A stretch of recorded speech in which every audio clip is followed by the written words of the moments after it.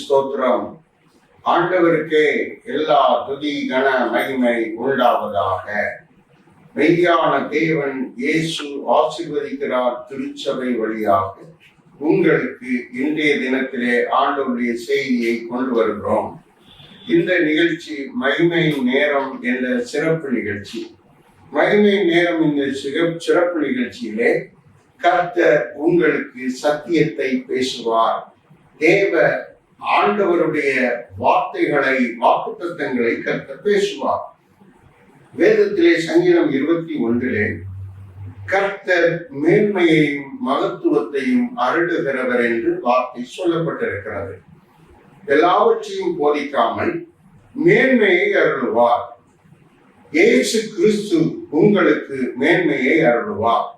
இயேசு கிறிஸ்து உங்களுக்கு மேன்மையை அருளுவார் என்ற தலைப்பிலே இன்று நாம் செய்தி கேட்க இருக்கிறோம். கர்த்தர் மேன்மையை அருளுகிறார் என்ற இந்த தலைப்பு இது 7ஆம் பாகம் செய்தியாக இன்றைக்கு இருக்கிறது. இதை பார்த்து கொண்டிருக்கிற அனைத்து நேயர்களுக்கும், அனைத்து பரிசுத்தவான்களுக்கும், அனைத்து மக்களுக்கும் இயேசு கிறிஸ்துவின் நாமத்தில் அன்பின் வாழ்த்துக்களை கர்த்தர் நாமத்தில் உங்களுக்கு கொண்டு வருகிறேன். கர்த்தர் உங்களை ஆசீர்வதிப்பாராக. ஆண்டவர் மேன்மையை அருளுகிறவர். இந்த மாதத்துல இது 7வது பாகமாக ஆண்டவர் பேசிக் கொண்டிருக்கிறார். தேவன் எதை செய்தாலும் நம்முடைய நன்மைக்காகவே பேசுகிற தேவன். வேதத்துல அநேக மேன்மைகள் இருக்கிறது. அந்த மேன்மைகளை எல்லாம் நாம் தெரிந்து கொண்டால் அந்த ஆசீர்வாதங்கள் எல்லாம் நமக்கு வரும். அந்த மேன்மைகள் நமக்கு வரும். கர்த்தர் கீழாக்காமல் மேலாக்குகிறவர். ஆண்டவர் கீழ்ப்படுத்துகிறவர் அல்ல, மேன்மைப்படுத்துகிறவர். அவரிடத்தில் வருகிறவர்களை ஆண்டவர் அன்போடு அழைத்து தம்முடைய சொந்த இரத்தத்தினாலே, விளையேற பெற்ற இரத்தத்தினாலே சுத்திகரிக்கிறார். சுத்திகரிப்பது மாத்திரமல்ல, அவர் நம்மை கழுவி ஆண்டவர் சுத்தப்படுத்தி பரிசுத்தப்படுத்துகிறார். பரிசுத்தப்படுத்தி நம்மை அலங்கரிக்கிறார். அன்பு, சந்தோஷம், சமாதானம், ஆசீர்வாதம், அநேக ஆசீர்வாதங்களால், நற்குணங்களால் நம்மை அலங்கரிக்கிறார்.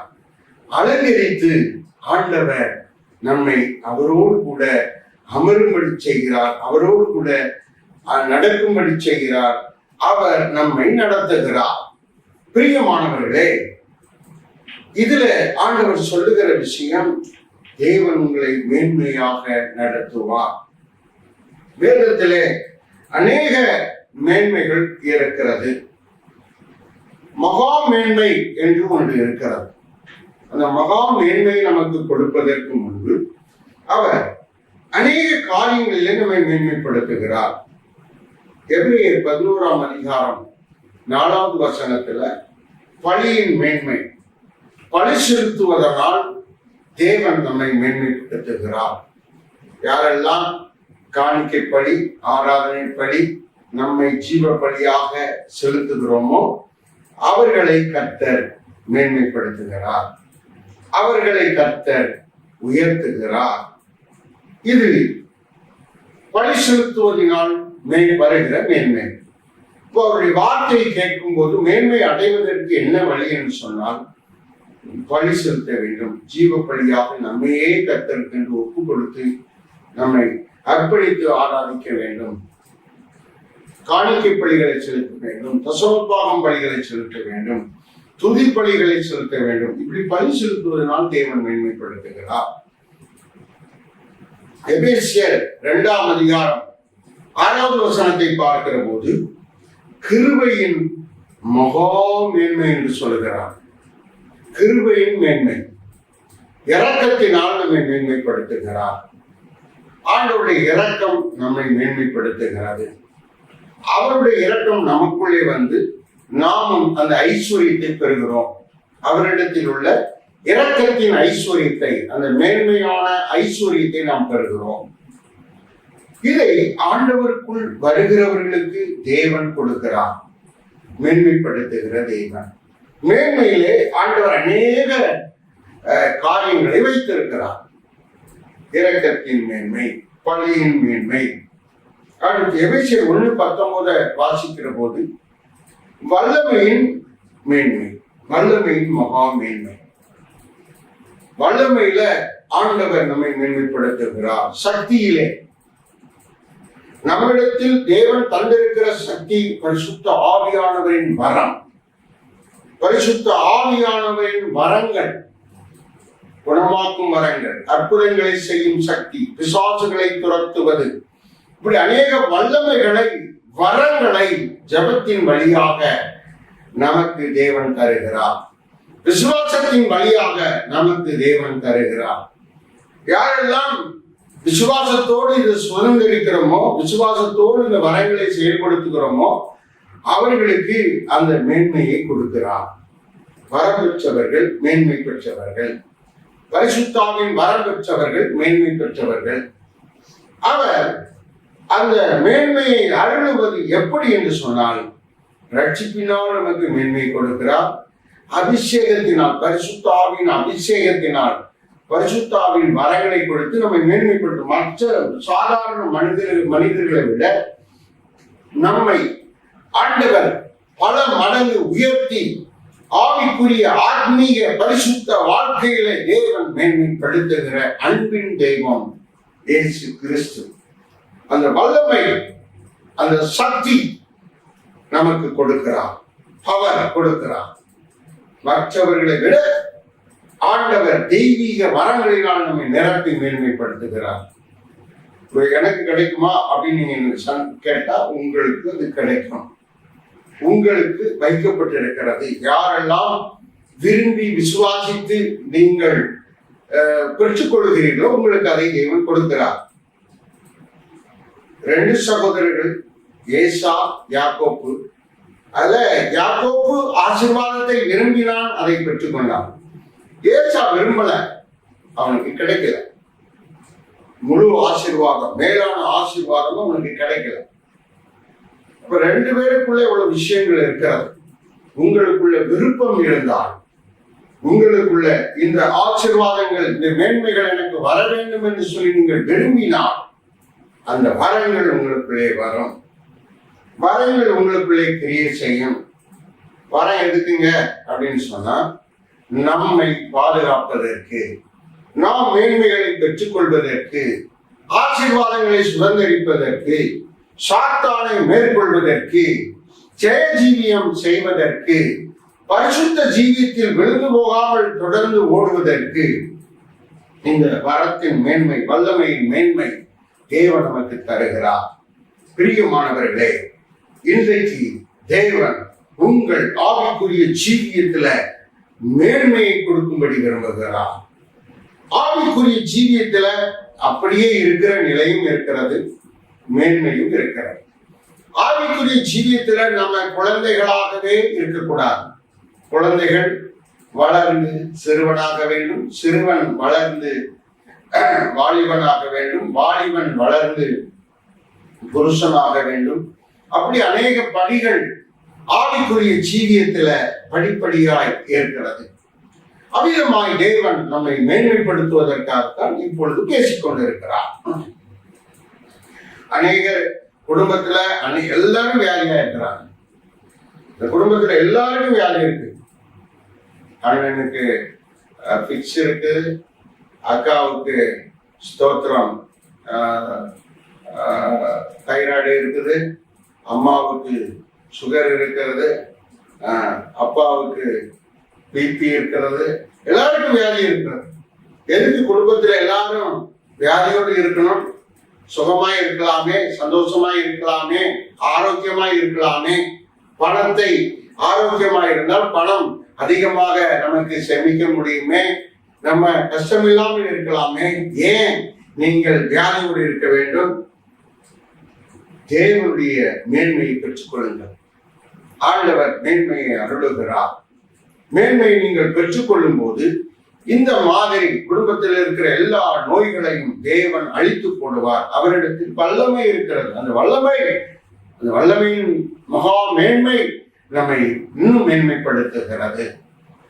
இயேசு கிறிஸ்து ஆயிரக்கணக்கான மக்கள் மத்தியிலே சுவிசேஷம் அறிவித்துக் கொண்டு கிராமம் கிராமமாக பட்டணம் பட்டணமாக நடந்து போய் கொண்டிருந்தார். அவர் போகும்பொழுது ஒரு சகோதரி, ஒரு ஸ்திரீ இயேசுவை தொட்டு சுகத்தை பெற்றுக் கொண்டார். இயேசுவை தொட்டால் சுகம் கிடைக்கும். இயேசு நம்மை தொட்டாலும் சுகம் கிடைக்கும். நாம் இயேசுவை தொட்டாலும் சுகம் கிடைக்கும். இயேசுவண்டை வந்தால் கூட்டத்தின் மத்தியிலே இயேசுவின் சரீரத்தில் இருக்கிற அந்த ஆடையை தொட்டு 12 வருஷம் தீராத நோயை அவர் பெற்றுக்கொண்ட சுகத்தை பெற்றுக்கொண்டு அந்த நோய் நீங்கும்படி அவளுக்குள்ளே கர்த்தருடைய வல்லமை, இயேசு கிறிஸ்துவின் சரீரத்திலிருந்து வஸ்திரத்திலிருந்து வல்லமை புறப்பட்டு அந்த 12 வருஷம் தாக்கப்பட்ட அந்த பெண் மீது இருக்கிற அந்த நோயை நீக்கி போட்டு விட்டது. வல்லமை, இயேசு கிறிஸ்துவின் வல்லமை நோய்களை நீக்கக்கூடியது, பிசாசுகளை துரத்தக்கூடியது, சாபத்தை அழிக்கக்கூடியது, சத்துருவை மடங்கடித்து வீழ்த்தக்கூடியது, அழித்து போடக்கூடியது. பாருங்க, அந்த வல்லமையின் மேன்மை அந்த பெண்ணுக்கு கிடைத்தது. சுகம் பெற்றால், ஆரோக்கியம் அடைந்தால், சந்தோஷம் பெற்றால்.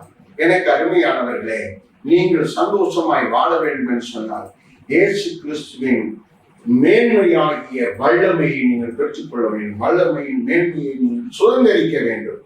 அடுத்து வாசிக்கிறோம். தேவன் நமக்கு சொல்லுகிற காரியத்தை நாம் சரியாக கவனிப்போம். யூதா 1ஆம் அதிகாரம் 6வது வசனத்துல ஆதி மேன்மை என்று சொல்லப்பட்டிருக்கிறார். ஆதி மேன்மை என்று சொன்னால், ஆதியிலே தேவன் மனுஷனோடு வாழ்ந்து கொண்டிருந்தார். ஏதேன் தோட்டத்துல ஆதாம் ஏவாளோடு தேவன் சஞ்சரித்துக் கொண்டிருந்தார். அந்த மேன்மையை, அந்த ஆதி மேன்மையை அநேகர் இன்னைக்கு இழந்து போனோம். தேவனோடு வாழ்கிற வாழ்க்கை இல்லை, தேவனோடு நடக்கிற ஜீவியம் இல்லை. பாவம் மனிதர்களுக்குள்ளே இருப்பதனால, சாபம் இருப்பதனால, இருள் அசுத்தம் இருப்பதனால தேவன் அவர்களுக்குள்ளே, அவர்கள் சரீரத்துக்குள்ளே, இருதயத்துக்குள்ளே வாசம் பண்ண முடியவில்லை. தேவனோடு வாழ்கிற வாழ்க்கை இல்லை, இந்த மேன்மை இல்லாமல் இருக்கிறார்கள். எனக்கு அருமையானவர்களே, ரட்சிக்கப்பட்டவர்கள், கர்த்தரை ஆராதிக்கிறவர்கள் எல்லாரும் ஆதி மேன்மையை, ஆதி அன்பை உடையவர்களாக இருக்க வேண்டும். ஆதி மேன்மையின் ரகசியம் என்ன? தேவனோடு வாழ்வது, தேவனோடு நடப்பது, தேவனோடு ஜீவிப்பது, தேவனோடு சஞ்சரிப்பது. தேவன் அல்லாமல் எங்கும் போவதில்லை. தேவனோடு செய்கிற எல்லா ஓட்டத்திலும் ஆண்டவர் ஜெயம் கொடுக்கிறார். ஆண்டவர் மேன்மையை அருளுகிறார். தேவனோடு இருக்க பழகிக் கொள்ளுங்கள். வருகிற யுத்தங்களை இயேசுவே அதை அழித்து போடுவார். ஆண்டவருடைய இரக்கம் நம்மை ஆசீர்வதிப்பதாக. ஆதி மேன்மையை நீங்கள் பெற்றுக்கொள்ள அவர் மேன்மையை அருளுகிறார். வல்லமையின் மேன்மையை அருளுகிறார். பலியின் மேன்மையை அருளுகிறார். கிருபையின் மேன்மையை உங்களுக்கு அருளுகிறார். அறிவின் மேன்மை பிலிப்பியர் 3:8, நீதிமொழிகள் 4:8, ஏசாயா 52:13, பிலிப்பியர் 3:3 இவைகளை வாசிக்கிற போது ஞானத்தின் மேன்மை, அறிவின் மேன்மை ஆண்டவர் நம்முடைய வாழ்க்கையில் தர விரும்புகிறார். நான் அறிவுள்ள மனிதர்களாக வாழ வேண்டும், ஞானமுள்ள மனிதர்களாக வாழ வேண்டும்.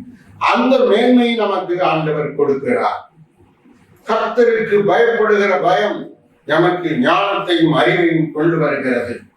வேதத்தினாலே, வேதம் வாசிப்பதினாலே, வேதத்தை கேட்பதினாலே அந்த மேன்மையை நாம் அடைகிறோம், அறிவின் மேன்மையை அடைகிறோம்.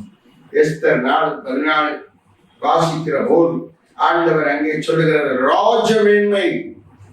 இந்த காரியங்கள் எல்லாம் நமக்கு வரும்போது நம்ம ராஜ மேன்மை அடைகிறோம், ராஜ மேன்மை அடைகிறோம். ராஜாவை போல நாம் மாற்றப்படுகிறோம், அவரை போல மறுரூபம் அடைகிறோம். தேவன் இன்றைய தினத்தில் உங்கள் வாழ்க்கையில இப்படிப்பட்ட மேன்மைகளை அருளப் போகிறார், அருளுகிறார். நான் ஜெபிக்கிற போது நீங்களும் ஜெபியுங்கள். இந்த நேரத்துல ஜெபிக்கிறவங்கள் எல்லாருக்கும் தேவன் மேன்மையை அருளுவார். அறிவின் மேன்மை, ராஜ மேன்மை, ஆதி மேன்மை, வல்லமையின் மேன்மை, கிருபையின் மேன்மை, பலியின் மேன்மை. இந்த மேன்மைகளிலே எல்லாம் உங்களுக்கு தந்து உங்களை சந்தோஷமாக சுகமுள்ள வாழ்க்கை, பரிசுத்தமுள்ள வாழ்க்கை, ஆரோக்கியமுள்ள வாழ்க்கை, மகிழ்ச்சியின் வாழ்க்கை தேவனோடு நடக்கும்படி தேவன் கிருபை செய்கிறார். அந்த ஆசீர்வாதத்தை பெற்றுக்கொள்வோம், ஜெபிப்போம். பரலோக பிதாவே, உமக்கு கோடி ஸ்தோத்திரம், கோடி ஸ்தோத்திரம். ஆசீர்வதிப்பீராக. இந்த செய்தியை கேட்டுக்கொண்டு இருக்கிற ஒவ்வொருவரையும் ஆசீர்வதியும். ஒவ்வொரு குடும்பத்துக்குள்ளும் உடைய ஆசீர்வாதம் வல்லமை கடந்து வருவதாக. அன்றைக்கு உடைய ஸ்தோத்திரம் வஸ்திரத்திலிருந்து வல்லமை புறப்பட்டு நோய்களை குணமாக்கினது போல இப்பொழுது உடைய வல்லமை ஆண்டவரை புறப்பட்டு இந்த செய்தியை கேட்கிற வீடுகளுக்குள்ளே, பார்க்கிற மனுஷர்களுக்குள்ளே, சைனிகளுக்குள்ளே உங்களுடைய வல்லமை புறப்பட்டு அவர்களது மேன்மையை சுதந்திரிப்பார்களாக, சுகமடைவார்களாக, ஆரோக்கியம் அடைவார்களாக, கடன் பாரம் நீங்குவதாக, கட்ட முடியாத வீடு கட்டப்படுவதாக, எனக்கு ஒன்றுமே இல்லை என்று தவிக்கிறவர்களுக்கு கர்த்தர் மேன்மையையும் ஆசீர்வாதங்களையும் சுகத்தையும் மகிழ்ச்சியையும் சமாதானத்தையும் ஆண்டவர் கொடுத்து ஆசீர்வதிக்கிறாக. நிரப்படி செய்கிறதற்காக ஸ்தோத்திரம். ஜெபித்த ஒவ்வொருவரையும் தொடும் தொடும் தொடும் உடைய வல்லமை அவர்களை ஆசீர்வதித்து மகிழ்ச்சியாகட்டும், சுகமாகட்டும். இயேசுவின் நாமத்தில் ஜெபிக்கிறேன் பிதாவே, ஆமென். கர்த்தர் உங்களை ஆசீர்வதிப்பார். God bless you.